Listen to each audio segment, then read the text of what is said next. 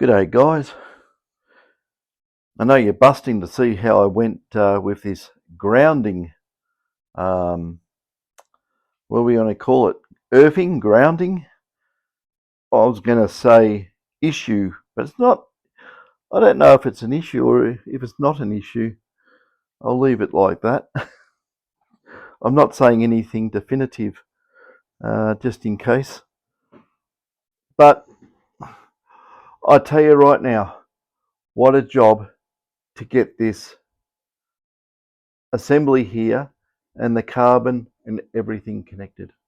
It was an absolute job and a half.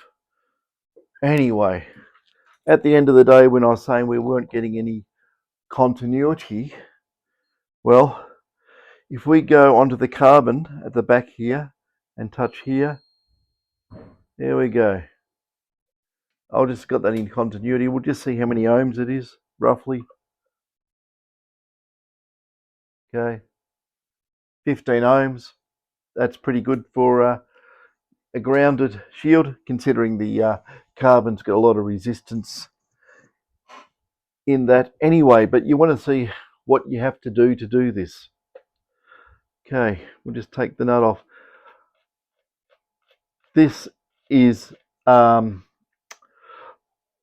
it gets to the point where you really want a new nut made out of alloy. You don't want to have this stuff here. Anyway, what I've done here, can you see there how it's all painted black? Before it was all not. It had a little bit. I think what happens, they may do it and it wears off or crushes and breaks off because there was fragments of carbon originally, and now I've done the whole thing. And what I've done is I've painted it along the inner lip and then around into the nut housing. Well, it's not actually a nut housing, it's the housing for the connector here.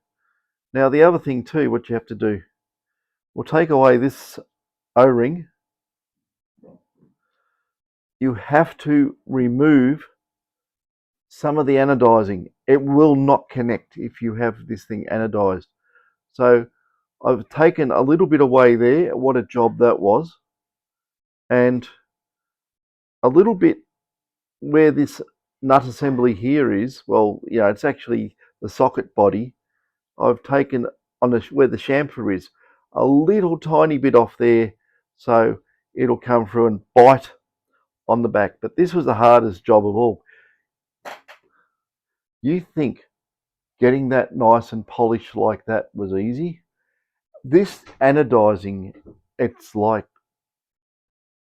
I don't know what it is. It is really tough stuff. It's super tough.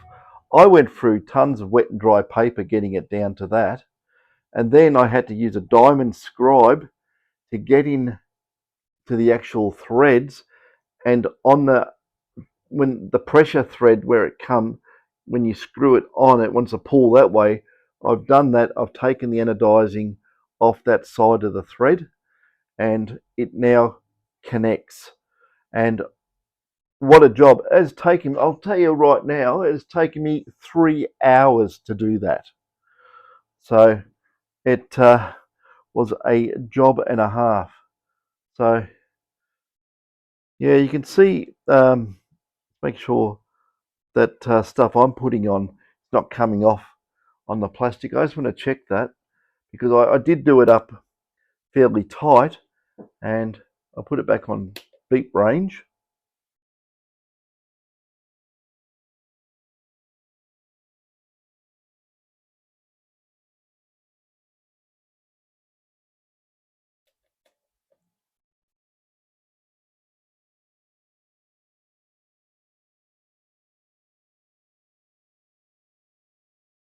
I've still got it, but I think it's actually looking a bit patchy.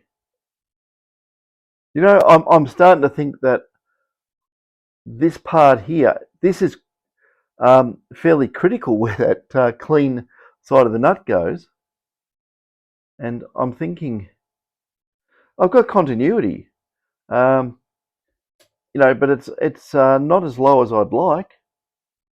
What is that? 120 ohms.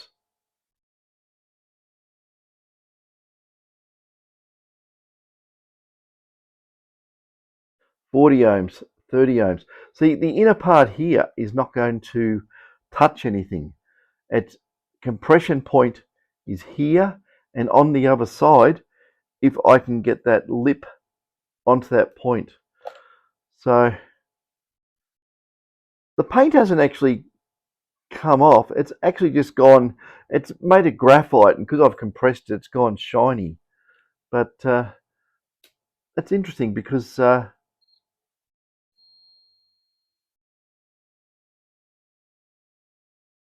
parts of it are connected and parts aren't.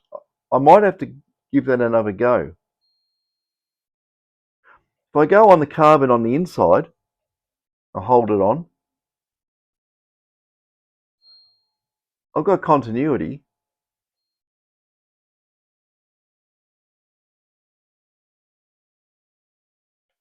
But I think I might have to put another layer on just to make sure that it stays like that. There goes the phone. Anyway, dear me. Yeah, David's trying to get hold of me, as usual. But on another matter with this 6000, I've been doing some experiments on the speaker. Okay, this I'll tell you what. This is my opinion. Okay, my opinion. I was actually doing some experiments on this to see if it is actually microphonic as such, or is it more to do with magnetic amplitude flux leakage from the back of the speaker. Now, what I actually did, I had this all set up before, but what I've done, I've taken off one of these inductors. I don't know if you can see it on there, but it's one of those. It's sort of a squarish, oblong type shaped inductor, and the ones that they have been replaced with are sort of like a planar type flat thing.